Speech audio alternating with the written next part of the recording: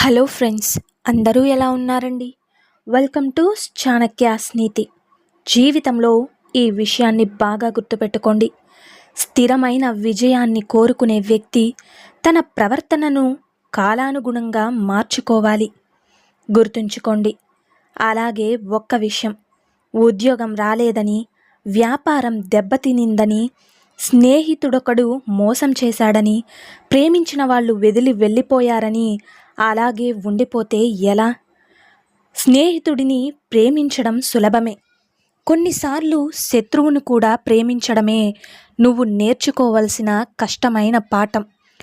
పిచ్చివాడు అడ్డానికి డోలు కొట్టేవాడు ఇక ఆ పిచ్చివాడి కంటే హీనం. కర్మ అంటే నీ జీవితానికి నువ్వే సృష్టికర్తవి అని గుర్తుంచుకో. మేలుకో, అలాగే పైకి లే. లక్ష్యం చేరే వరకు నువ్వు ఎక్కడా ఆగవద్దు. చిన్న లక్ష్యం ఒక నేరం, గొప్ప లక్ష్యం నువ్వు నీ లక్ష్యంగా పెట్టుకో. కడుపు నిండిన పక్షి ఆకలితో ఉన్న పక్షితో ఎగరలేదు. నిజమే కదండి? అలాగే నీకు డేగ కాగలిగే సామర్థ్యం ఉంటే కాకులలో మొదటి స్థానం నీకు ఎందుకు? ఈరోజు అనేది నీ మీద నిన్నటి విజయం, రేపు అనేది నీ కిందివాడిపై నీ విజయం. నువ్వు ఒక పని ప్రారంభించే ముందు ఎల్లప్పుడూ 3 ప్రశ్నలు అడుగు. నేను ఇది ఎందుకు చేస్తున్నాను? దీని ఫలితం ఎలా ఉండవచ్చు? దీనిలో విజయం సాధ్యమా? లోతుగా ఈ విషయాలని బాగా ఆలోచించు. నిజాయితీగా ఓడిపోతే అది అవమానం కాదు, ఓడిపోతావేమో అని భయపడితేనే అవమానమవుతుంది.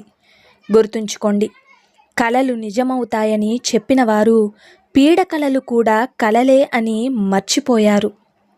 అలాగే ఒక్క విషయం, శత్రువు ఎక్కడో ఉండడు, నీ పక్కనే ఉండి నీ గురించి అన్నీ తెలుసుకుంటూ ఉంటాడు. జాగ్రత్త. నీ ప్రణాళికలను గుప్తంగా, చోరలేనివిగా ఉంచి నీ వంతు వచ్చినప్పుడు ఓ పిడుగులా పడు. అర్థమైంది కదా? గొప్పదాని కోసం ప్రయత్నంలో మంచిదాన్ని వదులుకోవడానికి భయపడకు. వారసత్వం ఒక మూర్ఖత్వం, నాకది అక్కర్లేదు అనుకో.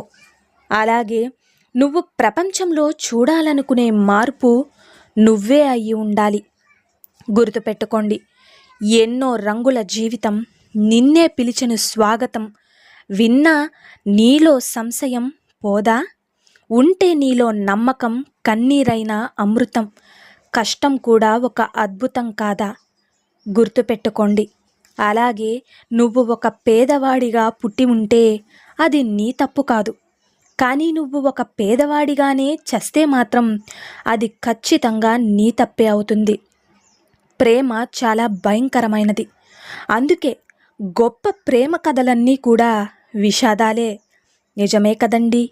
నేను కేవలం ఒక వెర్రివాడిలా కాకుండా ఉండేందుకు ప్రయత్నిస్తా.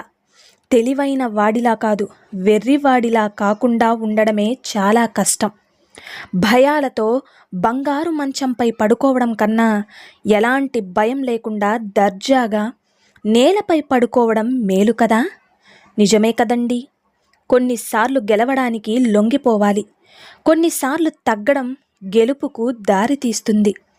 గుర్తుంచుకోండి, ఒక మొద్దు ఎంత బలంగా ఉన్నా సరే ఇంటి మొత్తానికి కూడా ఆ మొత్తాన్ని మోయలేదు. ధైర్యం అంటే దేనికి భయపడకూడదో అది తెలుసుకోవడమే. గుర్తుంచుకో. లే, బయలుదేరు. నిన్ను కదలనివ్వకుండా చేసిన ఆ మానసిక బాధల సంకెళ్లను తెంచుకుని బయలుదేరు. ఇంకా నీటిలో ఉన్న చేపల కోసం అప్పుడే బేరం ఆడకు. గుర్తుంచుకో, నీ కర్తవ్యం వహించు. ఆపై కాస్త ఎక్కువ చేయి. భవిష్యత్తు దానికంతట అదే బాగుపడుతుంది.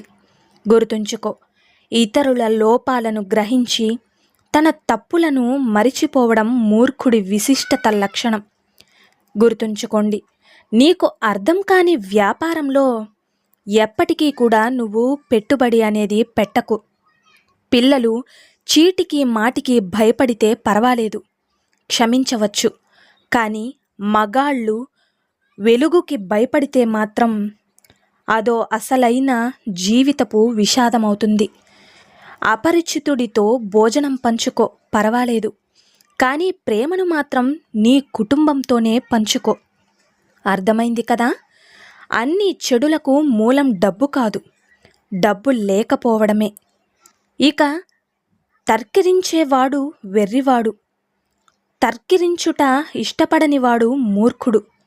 ఇక తర్కరించుటకు ధైర్యం లేనివాడు, చెయ్యనివాడు ఒక బానిస అవుతాడు. గుర్తుంచుకోండి, నువ్వు ఎవరినైనా నమ్మగలవో లేదో తెలుసుకోవడానికి గల ఉత్తమ మార్గం వారిని నమ్మడమే. ఇక ఓ తెలివైన సమాధానం నుండి ఓ మూర్ఖుడు నేర్చుకునేదానికంటే ఎక్కువ ఓ తెలివైన వాడు ఒక మూర్ఖపు ప్రశ్న నుండి నేర్చుకుంటాడు. అహం లేని వ్యక్తిని నాకు చూపించు, నేను నీకు ఓడిపోయిన వ్యక్తిని చూపిస్తాను.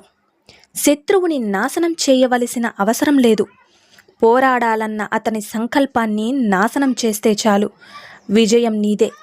1 గంటే కదా అని సమయాన్ని వృధా చేసేవాడు ఇంకా జీవితం విలువను గుర్తించలేడు.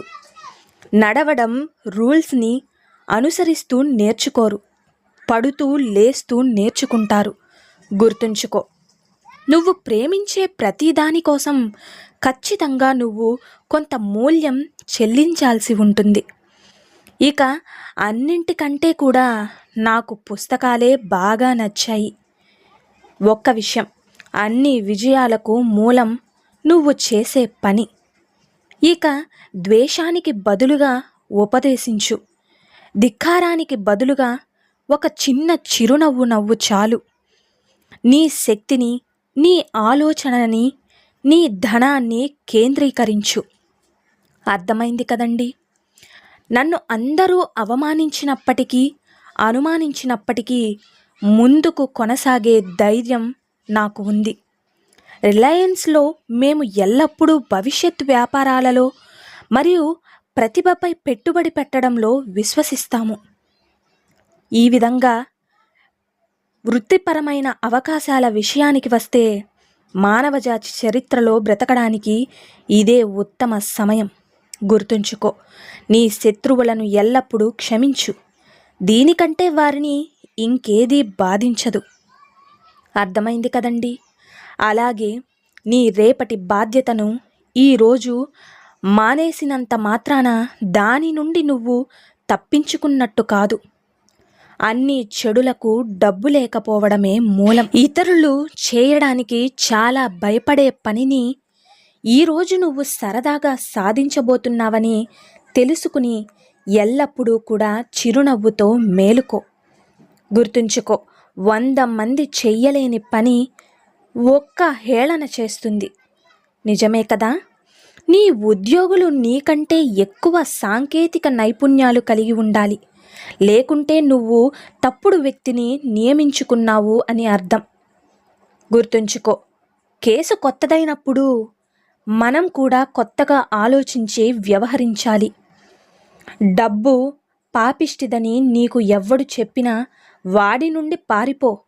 ఆ వాక్యం ఒక దోపిడీదారుడి కుష్ఠరోగి గంట అని అనుకో. గుర్తుంచుకో, ఓ మనిషి తన పాపాన్ని తప్పకుండా అనుసరించాలి.